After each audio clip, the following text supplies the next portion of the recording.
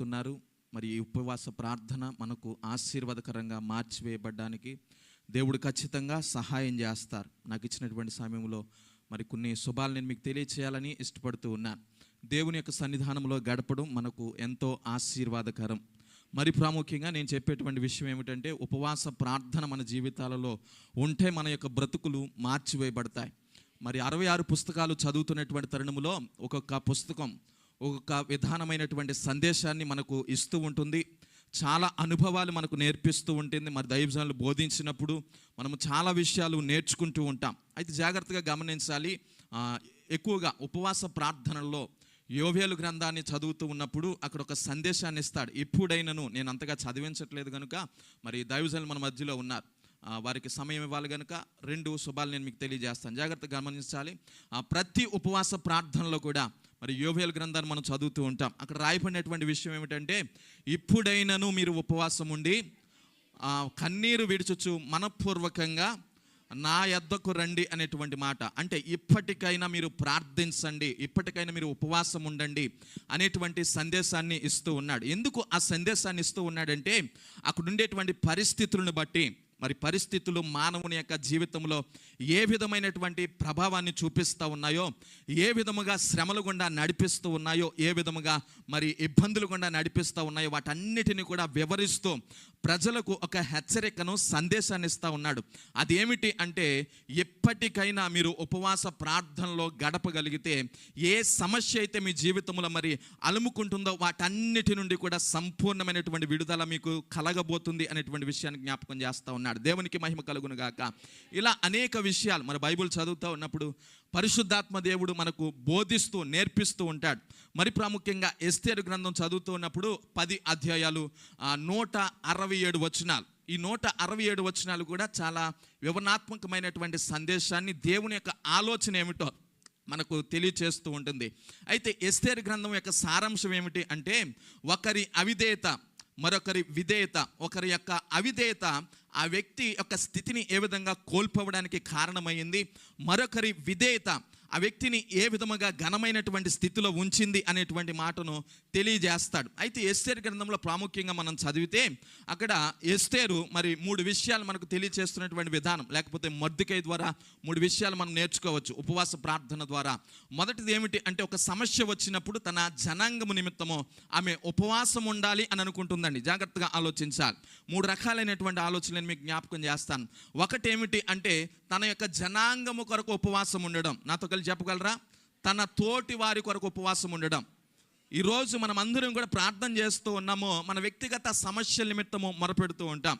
ఈరోజు నేను నమ్ముతూ ఉన్నాను, ఈ సంవత్సరానికి ఒక్కసారి జరిగేటువంటి ఉపవాస ప్రార్థన కావచ్చు, లేకపోతే వారానికి జరిగేటువంటి ఉపవాస ప్రార్థన కావచ్చు, అనేక సంఘాలలో జరుగుతూ ఉన్నాయి, అనేక మందిరాలలో జరుగుతూ ఉన్నాయి.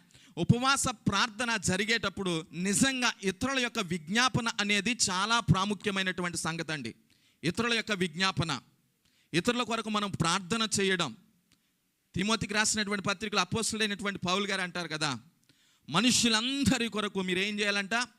ప్రార్థన చేయాలి, విజ్ఞాపన చేయాలి, యోచన చేయాలి, కృతజ్ఞత స్తుతులు చెల్లించాలి అంటాడు. కనుక ఇతరుల కొరకు ప్రార్థన చేయడం ఎస్తేరు గ్రంథంలో రాయబడినటువంటి ప్రాముఖ్యమైనటువంటి అంశం. తర్వాత రెండవదిగా తన కొరకు ఆమె ప్రార్థన చేసుకోవడం, తన యొక్క క్షేమము కొరకు. మరి రాజు దగ్గరికి వెళ్ళాలి అంటే అంత సామాన్యమైనటువంటి విషయం అయితే కానే కాదు. తన కొరకు ఆమె ప్రార్థన చేసుకోవడం. వ్యక్తిగతంగా మనము ఇతరుల కొరకు ప్రార్థన చేయాలి, మన కొరకు కూడా మనము ప్రార్థన చేయాలి. ఎక్కువగా మనకు అలవాటైపోయినటువంటి విషయం ఏమిటి అంటే, ఎక్కువగా మనకు సమస్య వచ్చినప్పుడు దైవజనులను అడుగుతూ ఉంటాం, సంఘ బిడ్డలను అడుగుతూ ఉంటాం, మరి మా కొరకు ప్రార్థించండి అని. ఈ ప్రార్థించండి అనేటువంటి విషయంలో చివరికి ఏం మర్చిపోతాం చెప్పండి? మన కొరకు మనం ప్రార్థన చేసుకోవడము మర్చిపోతాం. అక్కడ ఉపవాస ప్రార్థనలో ఆమె కనిపెట్టేటువంటి విధానమును కలిగి ఉంది. మొదటిగా ఇతరుల కొరకు ప్రార్థించే అలవాటును, అలాగనే తన కొరకు ప్రార్థించేటువంటి అలవాటును కలిగి ఉంది. మూడవది ఏమిటి అంటే, ఇతరులందరినీ కూడా నా కొరకు ప్రార్థించండి అని ప్రోత్సహిస్తూ ఉంది. దేవునికి మహిమ కలుగును గాక. మరొక విధానంలో చెప్పుకోవాలంటే వేడుకుంటూ ఉంది. మొర్దెకైతో చెప్తా ఉంది, మీరు నా కొరకు ప్రార్థన చెయ్యండి అని అడుగుతా ఉంది.